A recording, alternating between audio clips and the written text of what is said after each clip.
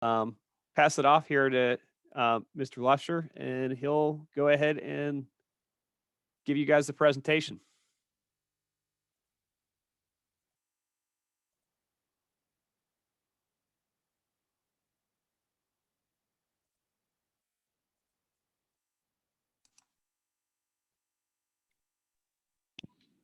Sorry about that. I just needed to unmute.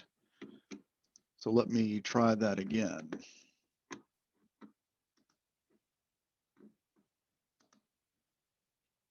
All right, so maybe that's better.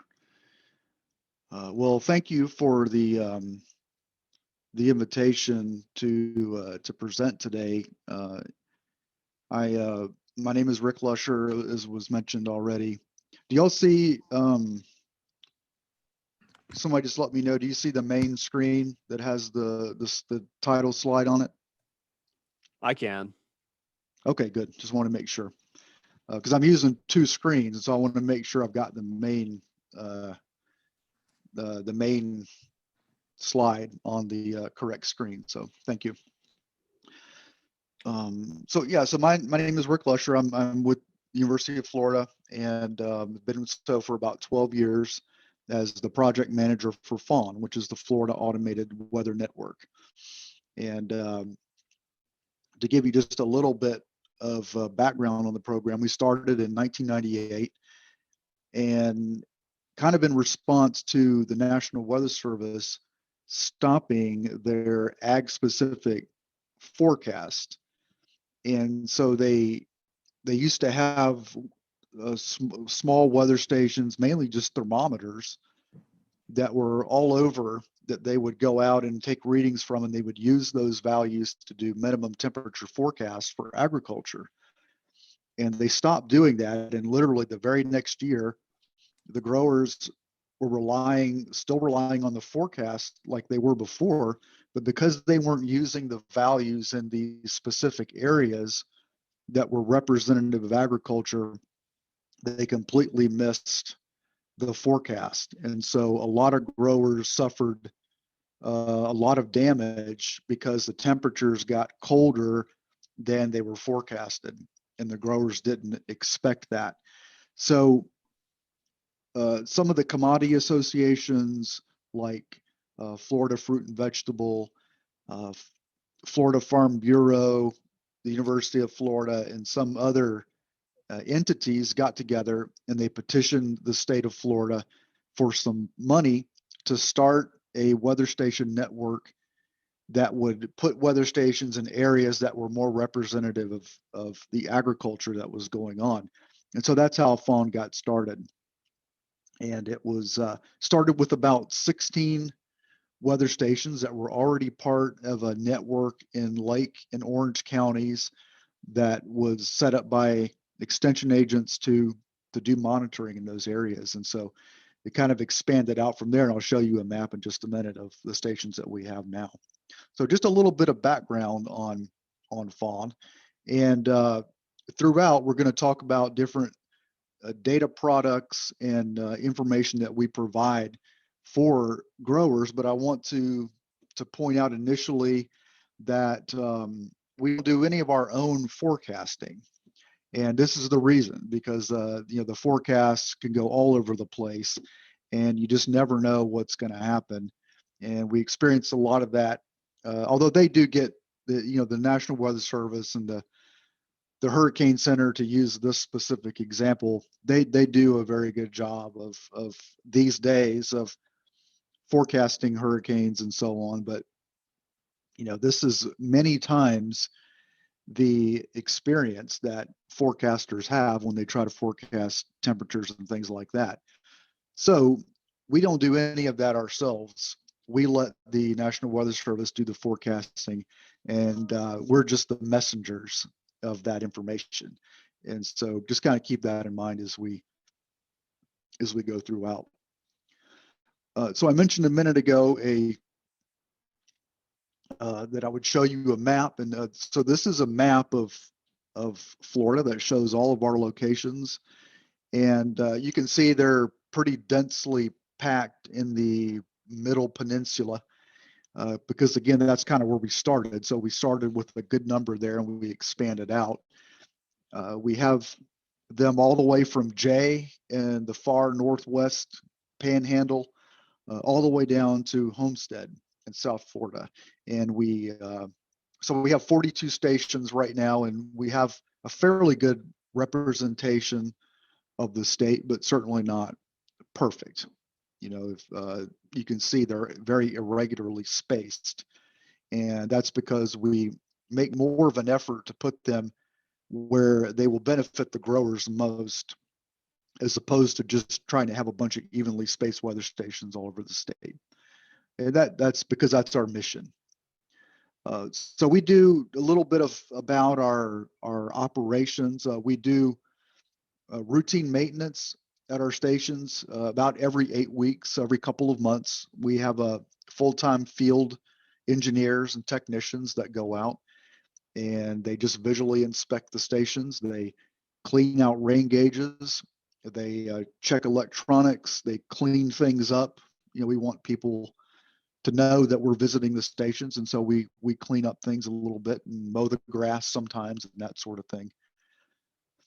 We do quite a bit of data quality control, and so every day we have automated computer programs that go through and they'll check all of the measurements, say, to make sure that the temperature at some stations is not reading some outrageous value. And if we encounter something like that, because sensors do act up and they fail, it will send an email to the appropriate people so we can follow up and check that out. We also annually test all of our sensors, and so we have a kit that we take out and we set it up beside the station, and we test all of the sensors to make sure they're within factory specifications. And if they're not, then we exchange that sensor with one that we know is. And then we take that one back to the lab or send it back to the factory or whatever we have to do. So here's an example of what one of our stations looks like. This is the one that is located at the UF IFAS Research Farm in Citra on 318. If you're in that area, or if you've ever been near there, we have a station there, and so you can see what one looks like.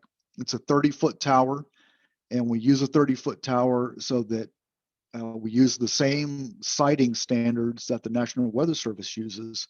And so, for example, we have a temperature reading at 6 feet, just like they do.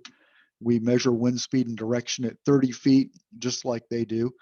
And so a number of our measurements they can bring into their system and use them, kind of going back to the beginning there, for data that are in areas where they don't have weather stations. And so we do that deliberately. So what we really, our main focus, in addition, I mean, we collect the data and that's good, but we like to do useful things with the data. And so some of you might have your own backyard weather stations.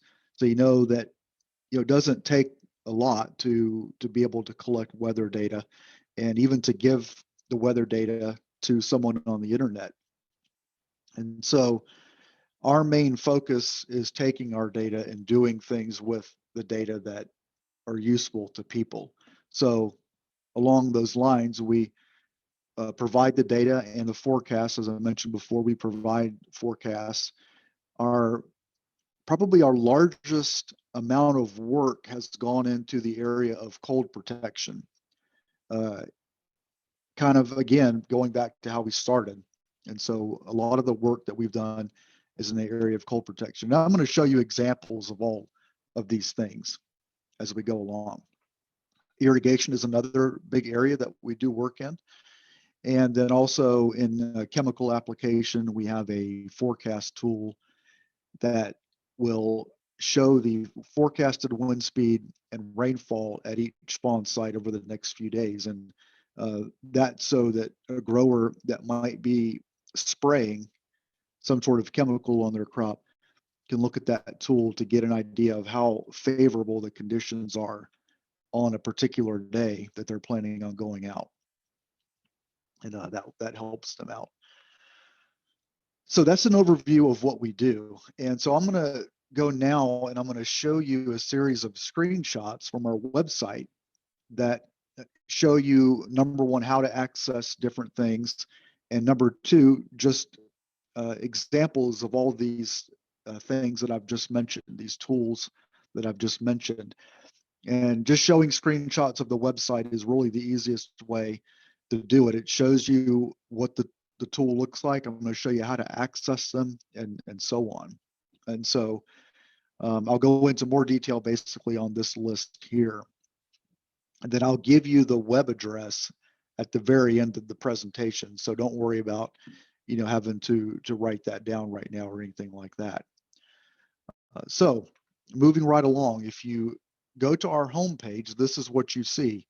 We launched a new website back in April of this year, redesigned and added some newer technologies, and also made it look a little bit more like the rest of the UF websites as they're updating those as well. So if you go to the website, this is what you see. You can if you want to let the website use your location, it will kind of zoom down to the closest stations in your area. And that's kind of what you see in this map here. And the yellow dots represent the Fawn Station locations. And it's a little bit hard to see maybe in this screenshot, but the temperature at each station is inside each circle. And as the temperatures get warmer and colder, the colors of those circles will change. And so if you're looking at the website and you kind of zoom out a little bit to see more of the whole state, you will see that the temperatures up in the panhandle, the colors of those circles will be a little bit different than the ones down in the peninsula. And so it just kind of gives you a quick overview of where the temperatures are warmer and cooler around the state. So on the left of the map, you can toggle through different parameters that you might want to look at on the map. And so, for example, if you click, all of the station data shows you some current measurements and then some summaries as well. So you can look through a number of current values like dew point wind speed, for example. You can look at some values from yesterday, and you can also look at the 7-day rainfall at the bottom there. So each of those things you click on will show you that value inside the circle. Also, at the bottom of the map layers, you can look at different overlays to the map. For example, counties, you can overlay the counties. You can look at a current radar image, and you can look at a high resolution overlay of the previous day's precipitation, and that is from a data set that we get from Oregon State University. And so it shows you some contours that uses a very high resolution data set of gridded rainfall values. And so whereas the yesterday rainfall from the station data section shows you the value at the fawn site, the yesterday precipitation at the bottom will show you a high resolution contoured map of the rainfall.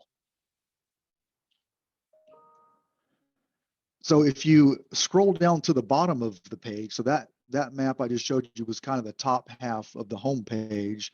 The bottom half shows you this here, which is some of the more frequently used links that we have on the website that we put there so they're easy to get to. And so the latest observation shows you with all of the values from all of the stations on one page. And I won't go through each of these screens, but the links are here. The graphical weather data is a place where you can look at graphs of archive data back 7 days. The point forecast map is a state of Florida map you can click on to get forecasts at different locations around the state. We have a Twitter box. The Extension Ag Weather Report is a weekly report that I send out to all the extension agents in Florida. And it's kind of just a summary of last week's maximum temperature and rainfall, and it's also a 6 to 10 day outlook from the Weather Service. So it gives you the past, it gives you out the next few days, and it also gives you, I put some text data in there from the USDA Ag Statistics Service. And so they have a weekly report that they do called the Crop Condition and Progress Report. And so I include some text from that as well. So if you want to download that in PDF format, you can do that. And then My Florida Farm Weather is a Florida Department of Agriculture program that we are part of, and I'll show you a little bit about that at the end. So what I'm going to do now is going back to the home page. If you look across the top there, you can see all of the menu items like data access and tools. And so I'm going to go just right across the page and show you what you can access at each of those things. So if you want to access any archived data, if you want to go to data access, and so some people, they want to see like the current conditions, or they might want to look at a map or something like that. Some people like to look at the hard numbers. And so if you like to look at the hard numbers, this is the page for you. You can look at a number of different, or there's a number of different ways to access archive data here. You can do the report generator, for example, is just a form that you fill out, and you can click to download a spreadsheet. If you're a programmer, you can get data that way through data feeds. The air temperature threshold shows you how many hours the station was above or below a specified temperature. So there's a number of different ways to get archive data there. Tools is all of the decision-making tools that we have that I mentioned before. So you have, and again, I'm going to show you examples of all these, but briefly, you have freeze protection tools. We have irrigation scheduling tools. We link to a number of climate related tools as well. And so there's a climate group at UF called AgroClimate, and they do a lot of seasonal planning, long range outlooks, disease models, and those kinds of things. And so we link to some of those as well. And then I mentioned that chemical application tool, the citrus pesticide tool. So what I'm going to focus on for this presentation, since I know that master gardeners deal a lot with the homeowners, and I'm going to concentrate on some of the tools that we have that can benefit homeowners. So you can see those here highlighted in orange. So we have an urban irrigation scheduling tool. We have a virtual lawn tool. We have a home irrigation presentation. We have some fact sheets, and then we also have an application rate worksheet. So I'm going to show you examples of each of those items as we go along. So the first thing, you can click on each of those. I just put those highlights on there to emphasize the ones I'm going to show you. But if you click on urban irrigation, you can look at, and then you can either put in your zip code, or you can select a region of the state, and it will give you the stations that are in that area. And it gives you just an on or off recommendation for an irrigation system. So how we do that is we calculate evapotranspiration, or ET for short. And that is a measure of the amount of water that's going out of the atmosphere. We calculate it daily, so it would be in a given day for us, and it's in inches. So we also obviously measure rainfall, as I mentioned before. And so over the previous week, we will simply do a balance between those two. So water going out versus water coming in. And if the water going out is greater, then we'll give you an on recommendation. If the water coming in is greater, then we give you an off recommendation. Now, I know that's not a perfect tool for a couple of different reasons. One, is that you might not be right next to a fawn station. And as you know very well, rainfall can be highly variable in Florida.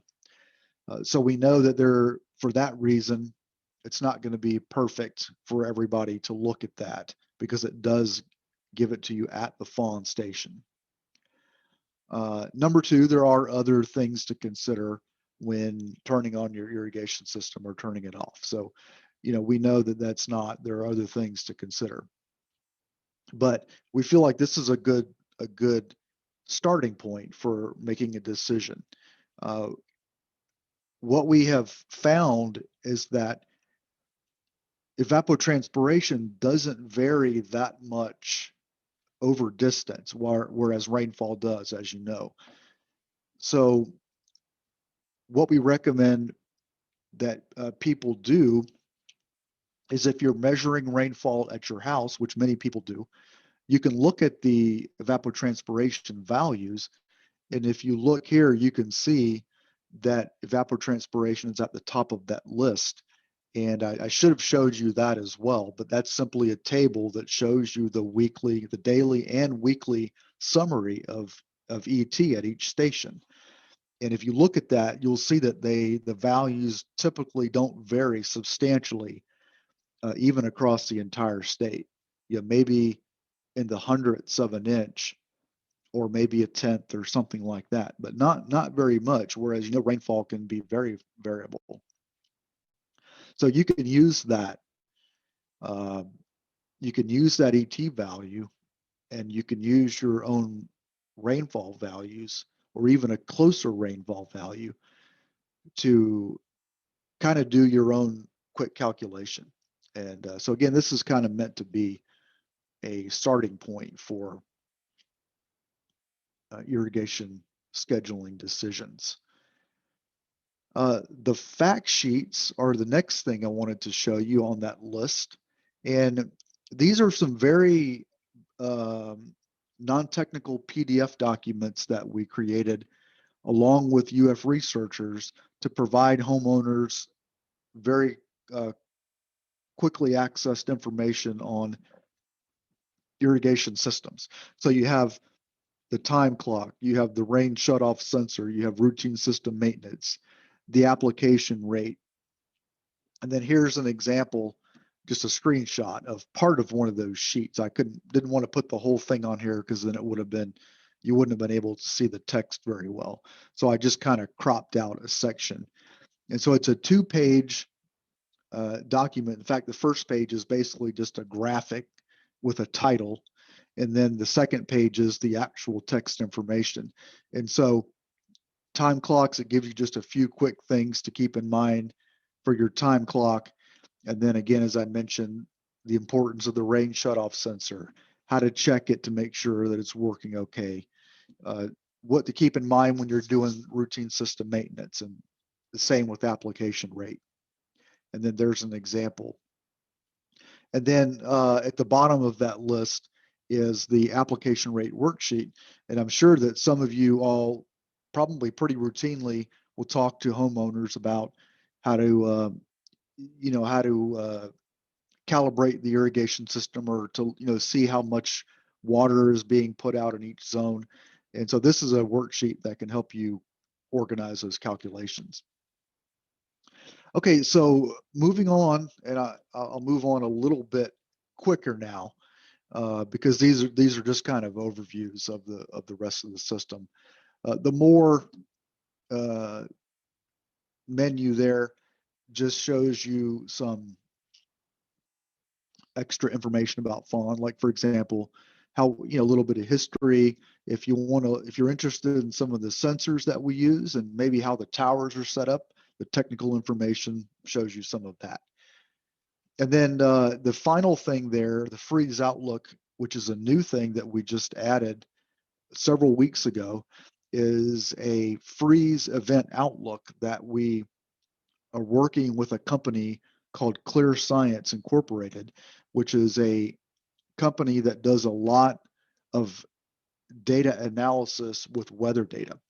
And so what they're doing is they're taking our data and then other high resolution data sets they have access to, and they're calculating the probability of freeze events occurring, and we're getting those updates weekly. So if that's something that might interest you, you can click there and get a PDF document, and it shows you the probability of freeze outlooks occurring, and it has them for several time periods. So that's kind of a neat thing that we just started um, adding. So back to the home page. So let's go through quickly how you can access different things. So if you're on the home page and you click on one of the stations, so in this case, Alachua, which is the station that is northwest of Gainesville. If you click on that, you'll see over to the right a box that appears with some measurements there. And so what we did there was you can click on that site, or even if you just mouse over it, the box will appear and it will show you some quick measurements from that station. If you click more at the bottom, it will take you to what we call our station page. And that page shows you a complete list of all the measurements that we take at that site. And then it shows you a forecast at the bottom. You can scroll down. The forecast goes out, I think, like 3 or 4 days. And so if you scroll down, you'll get the rest of that forecast at the bottom. Over on the left, you can go through a number of different station-specific products, I guess.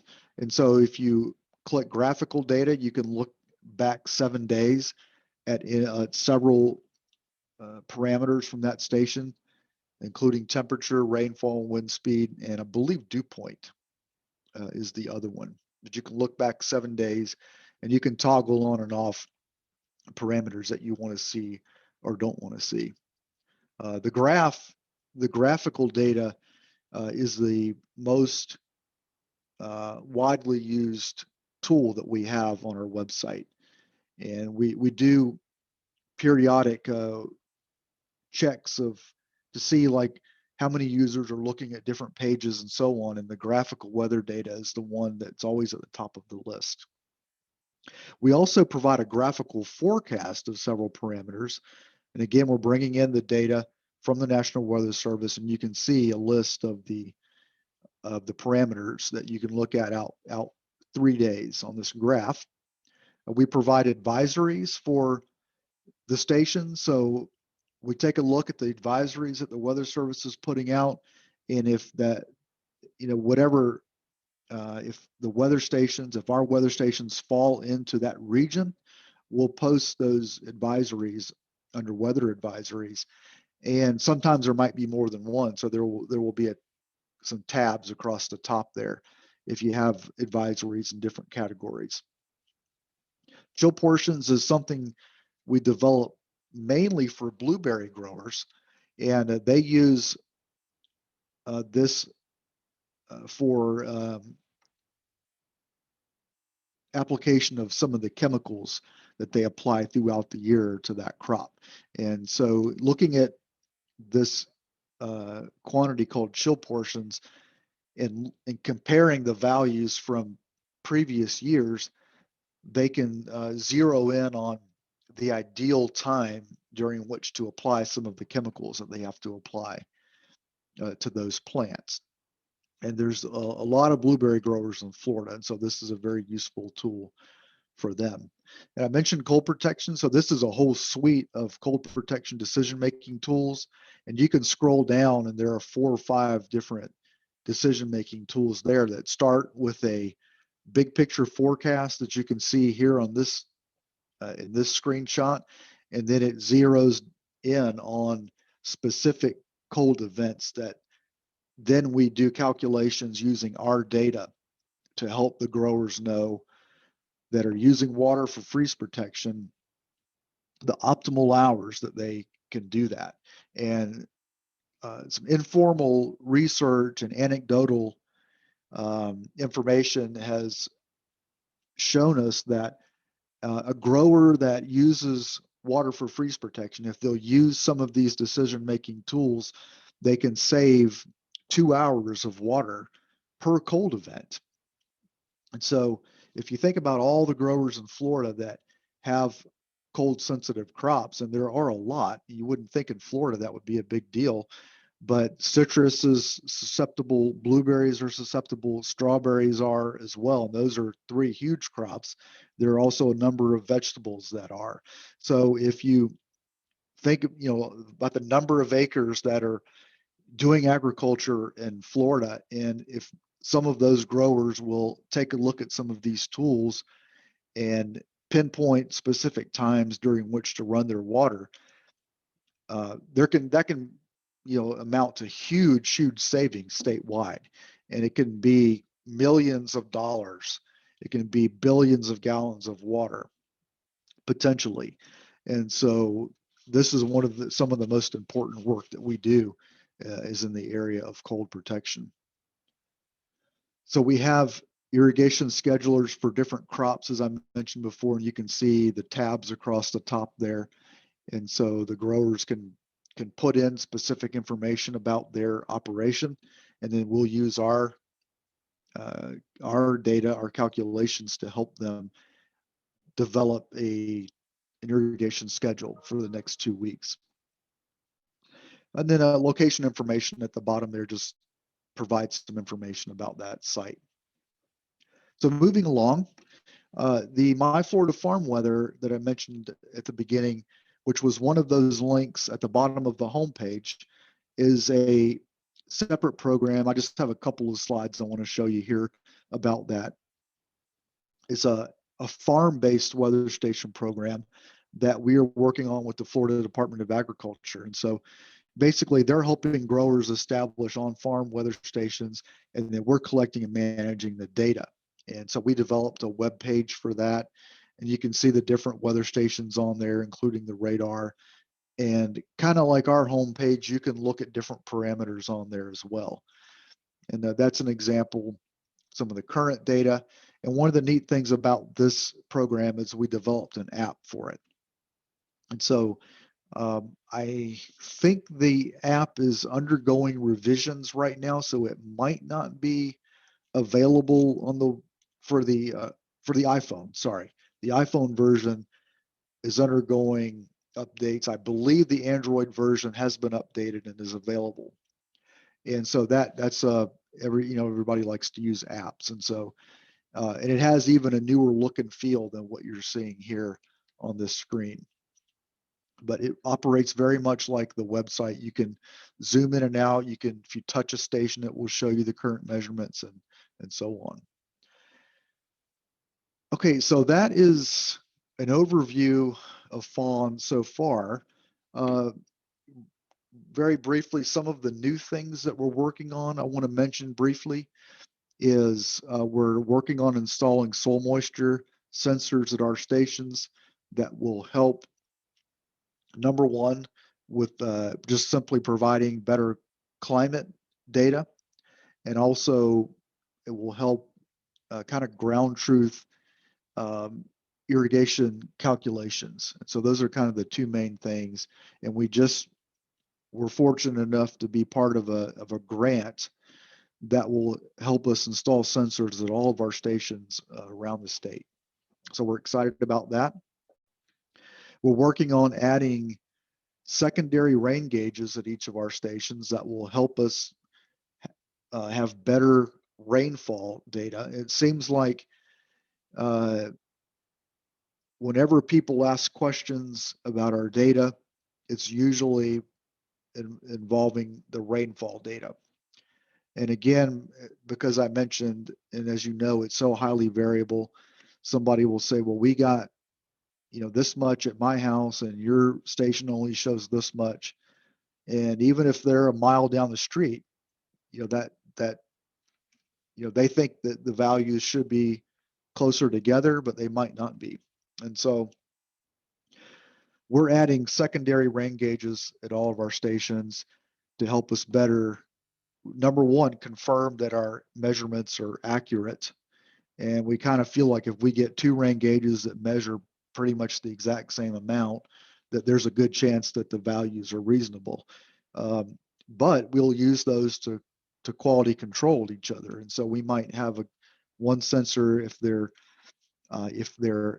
is enough difference between the two, then that tells us there might be a problem with uh, one of those units. And so it also helps us QC our data better. Working on some new sites, primarily in the Panhandle, but we're going to add a few in the peninsula as well. And then we're working on some more advanced quality control measurements, which involve a lot of computer programming and stuff that isn't very interesting. So with that, I always like to thank our sponsors. And we get about 70% of our budget from outside of UF, and most of that is from the water management districts. And so we greatly appreciate that support. We get some funding from NOAA as well. As I mentioned, they use our data in different ways, and so they give us some money to help upkeep our system so they can use the measurements. And then I mentioned the Department of Agriculture, which provides us some funding for the farm-based weather station program. And then there's our web address if anybody wants to write that down. Usually if you're in Google and you type in fawn, our site is near the top, so it's pretty easy to find. And with that, if anybody has any questions, I'm happy to answer them or to move on as you best see fit with your meeting.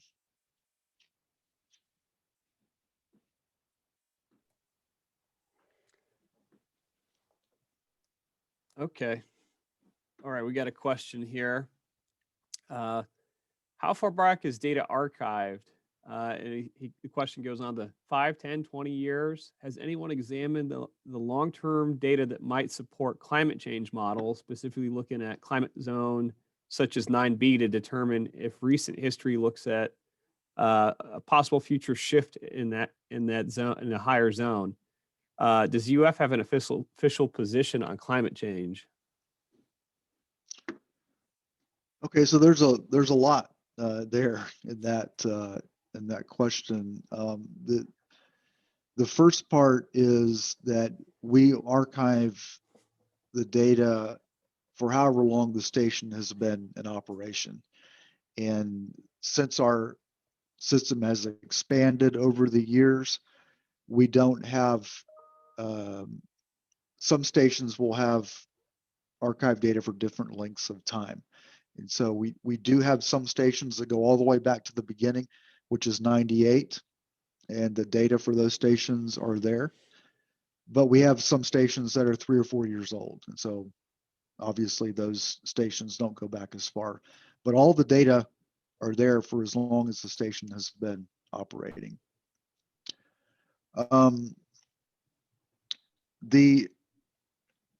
If I remember, I guess I probably could look at these. Can't I? Yes, I can. Okay, so let me read this question to make sure I get. We do. So as far as climate goes, fawn doesn't really do anything with climate. We're mainly data providers and short-term, do short-term analyses and things like that. So we don't really do a lot with climate other than provide the data that anybody else wants to use for that. I don't know honestly if UF has an official position on it, but I know that there is a lot of work that's done at UF related to climate. But we have enough to do with our system that we just don't really get involved in that. But I mentioned the agroclimate group before at the beginning. They do a lot more work with the longer term, and they could probably provide more information on that sort of thing. And if UF does have an official position, I just don't know what it is, because like I said, we have enough work to do with our system that we just don't really get into that part of it, because that's a whole, like, my degree is in meteorology, and climate is like a whole nother. You can you have a master's even in it. And even in that course of study, we just brush over climate, so that's its own whole discipline that people get masters and PhDs in. And, so that's, we concentrate on kind of the here and now.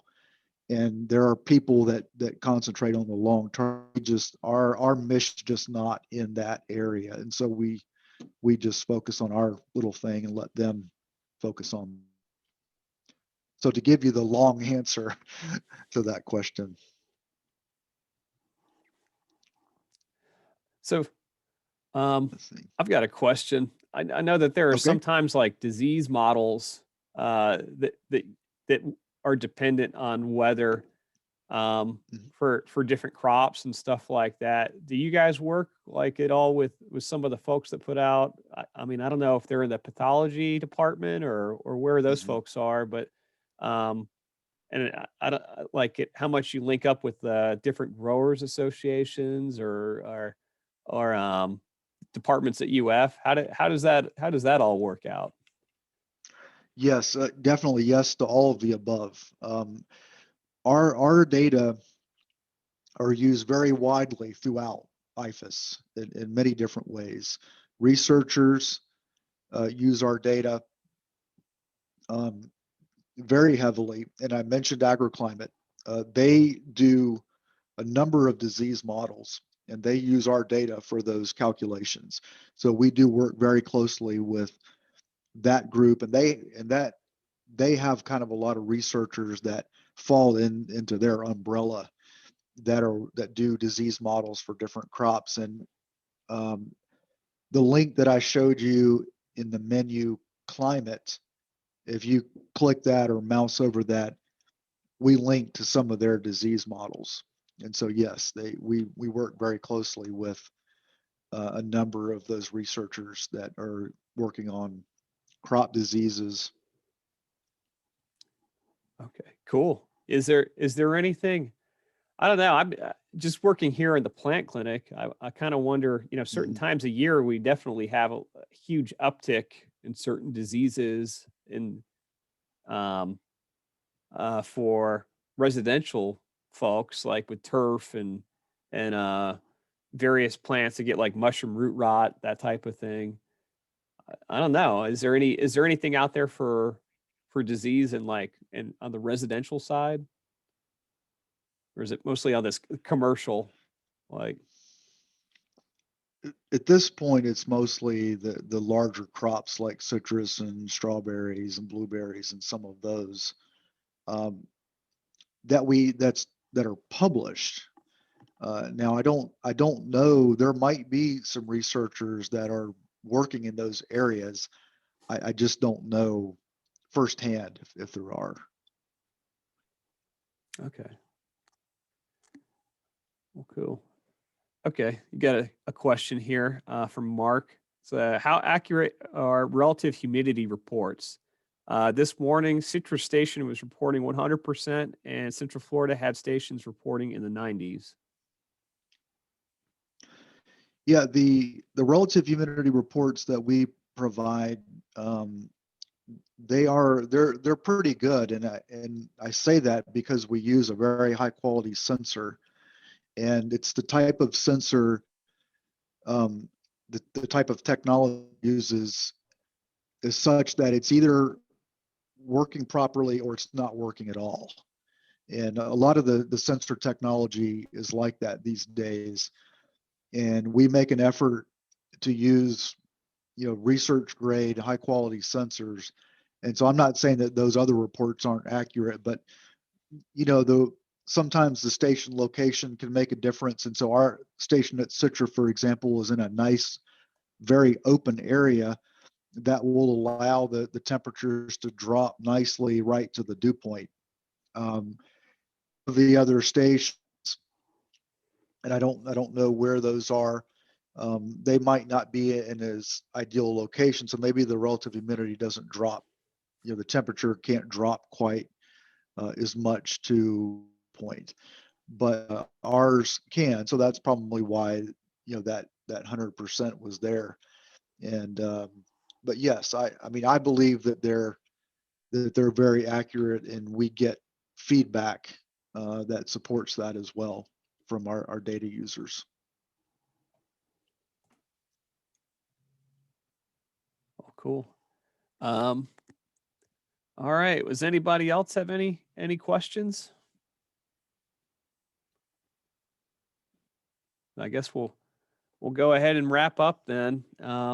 Thank you Okay. very much for being here today. I mean, and I I definitely, I've always see the fawn updates that we get over email, and I feel a little bit more knowledgeable now, like about Mhm. like what all it entails there. And you guys definitely have a very big job. So it's impressive to see like all the different aspects of what you're involved with. I appreciate it, and I appreciate the invitation. I know it probably would be different if we were in person, you know, in terms of the interaction and all that. But I have to say that the presentations that I've done, I probably could say this, you know, about every Master Gardener group that I've been a part of.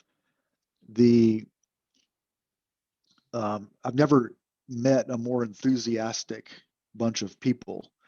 And the first time that I presented to them, I had the thought that I just don't think that this group is going to really care that much about this network, because we're doing a lot of crop stuff and that and but I was exhausted at the end of the with all the questions that I got from, and I found that to be the case, you know, with just about every Master Gardener group that I've spoken to.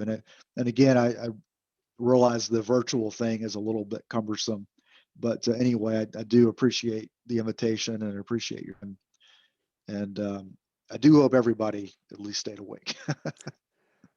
Well, yeah, we appreciate you being here. And we definitely, when we go back to doing things in person, you're not too far away. So hopefully we could have you back at Right. that point too. So Yeah, I'd love it.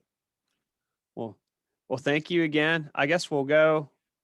Um, Okay. go to our all members meeting here. But yeah, thank you again, All Rick. right. Okay. Thank you. Take care, everyone.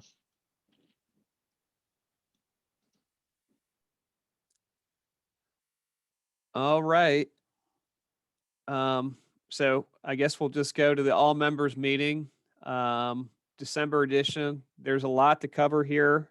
Um, and I guess I'll just go ahead and I think that there's a few where we're gonna have to have folks kind of step in here and give their spiels for who they're representing here. So I guess I'll go ahead and kick that off here with.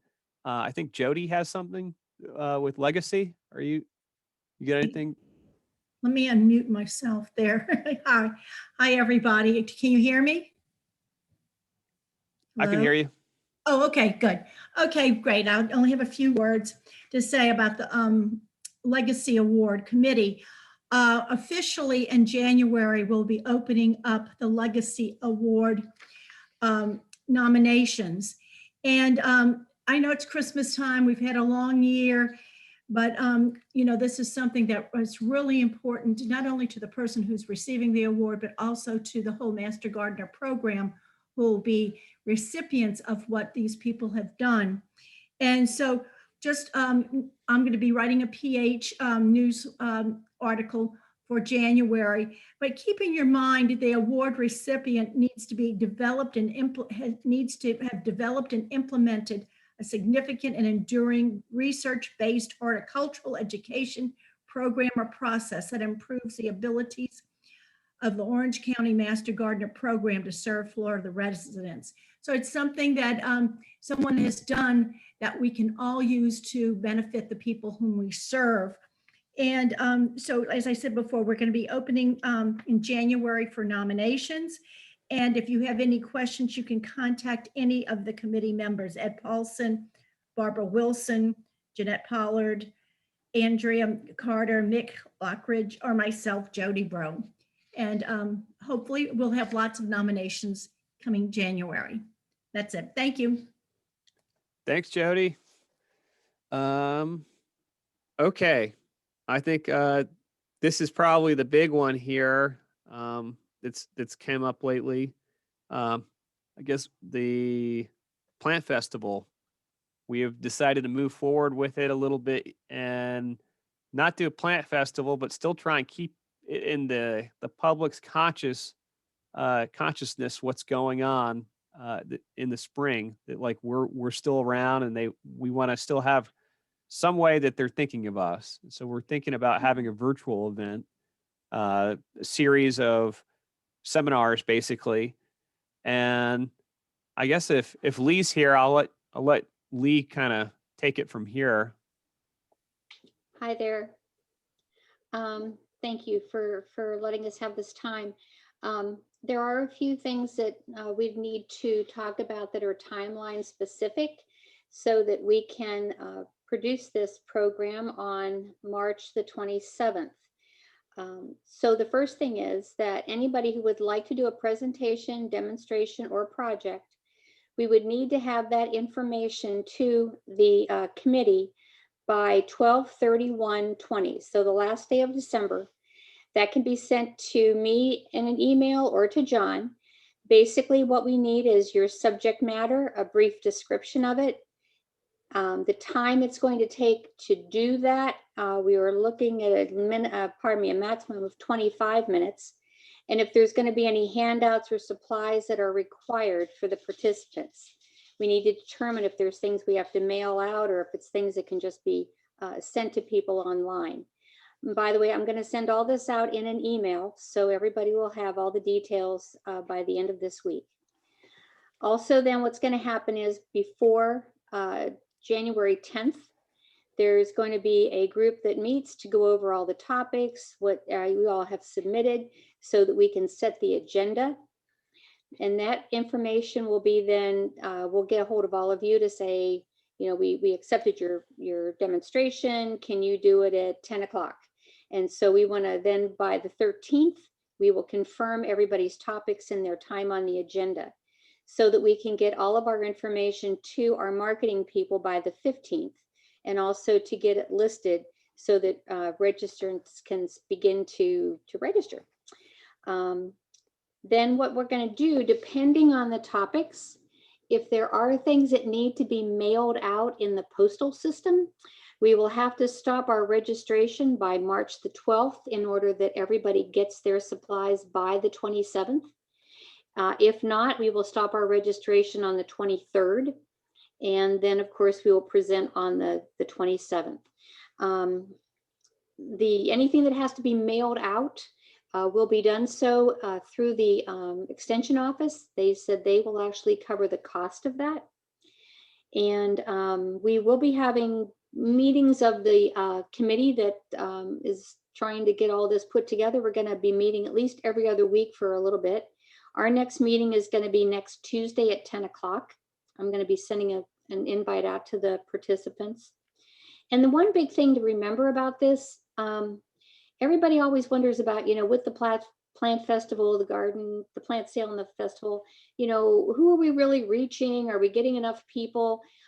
This is going to be on the internet, folks. So we could literally have somebody from Australia sign up and, you know, want to participate. So this is going to be a pretty widespread offering, and we'll really get our extension office and our Master Gardener program out there in the world.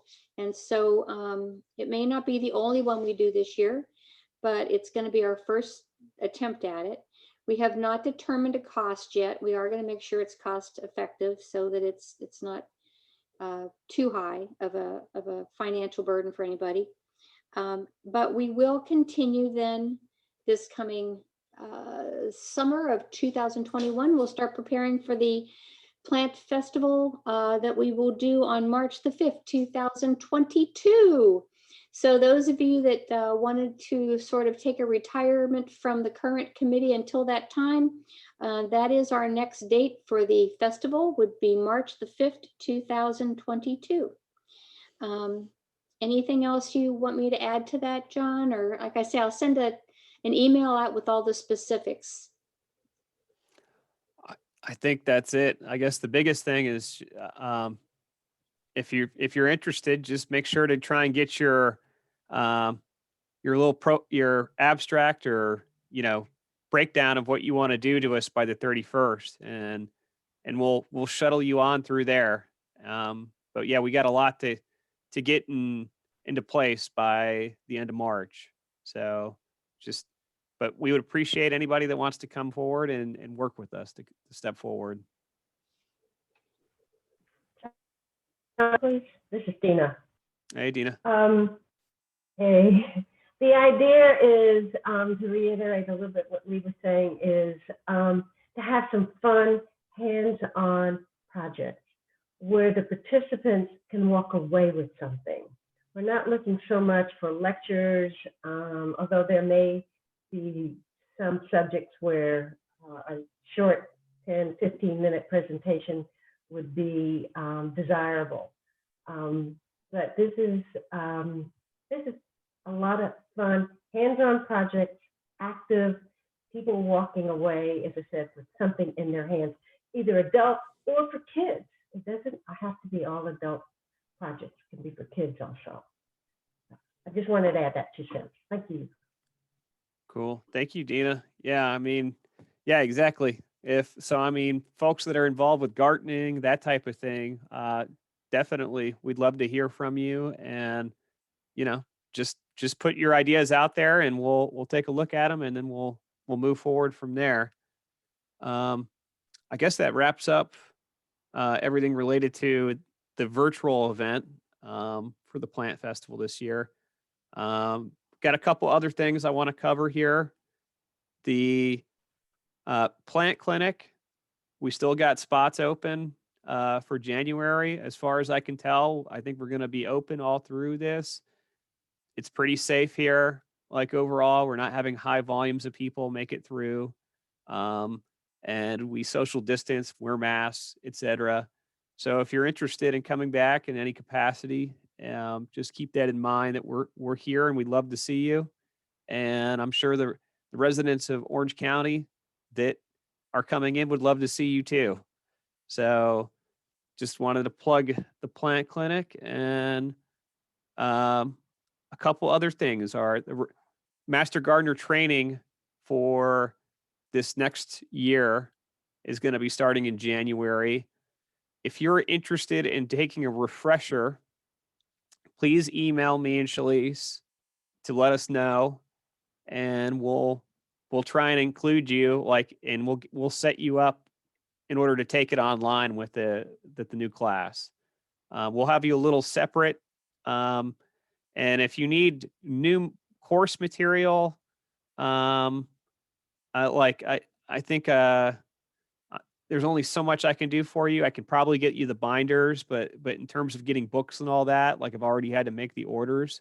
But if you at least want to sit in and get the continuing education, we can set you up with that as well.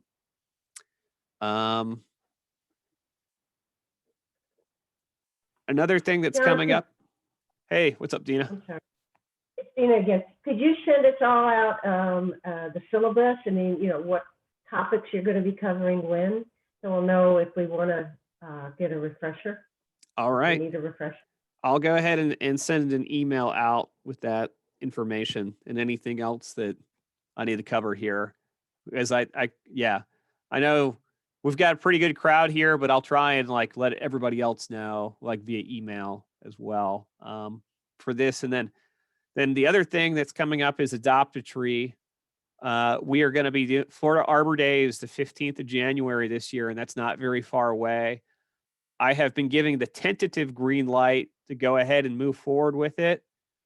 We still have to go ahead and get the okay from our higher ups within the county. But I think I've discussed it with Kevin and Ed, and logistically, I think there's some ways that we can make this work out, that they're going to allow it. Basically, we're going to have to do contactless out on the back end of the property where they do the parking for the garden festival. But if you're interested in volunteering for that, I need at least one person per species of tree that can move trees around, because basically we're going to have people just pull up to the station for the respective type of tree that's there and load the tree up, and then that's that. And we're going to have a little bit of educational things while they're driving up as well, like kind of a demonstration of how to plant trees, that type of thing. But if you're interested in helping out with that, I know that's been on hiatus a long time, but we'll bring it back in time for Florida Arbor Day. So keep that in mind. And then I think that's, oh, the other one last thing, advisory committee meeting. I'm going to have an advisory committee meeting on 12/18, so next Friday. And I'll include that in the email as well for anybody that wants to watch. I mean, we try and keep like the discussion between the people that are on it, but without getting too garbled up with too many people speaking and that type of thing. But I mean, well, it's going to be kind of a planning session for the rest of the year. So if you're interested, I'll include a link for that as well. And I guess outside of that, I think we're wrapped up. And I think we got 45 minutes of continuing education today and 15 minutes of volunteer time for the meeting. So just to give you guys that breakdown, and outside of that, I guess take care until January. I think that I'll probably be seeing you guys too much until then, and I'm getting your lunch and learn schedule set up for next year, but hopefully we'll be back to normal at some point in 2020. See, Mark says something here. There's growing public commentary on COVID-19 passports. Will master gardeners be required to have COVID-19 passports? UF, is it a UF thing? As far as I know right now, I don't think we're going to be, I mean, I'll keep you updated. I haven't heard anything about it formally, but as that situation evolves, I know what you mean, that like, whether you've had it or you caught COVID-19 or over it, or if you've been vaccinated, I mean, I could see that coming up in the horizon, but we're not there yet right now. So, all right, folks, well, take care. Happy holidays, and I'll catch you all in January if I don't see you sooner. Take care.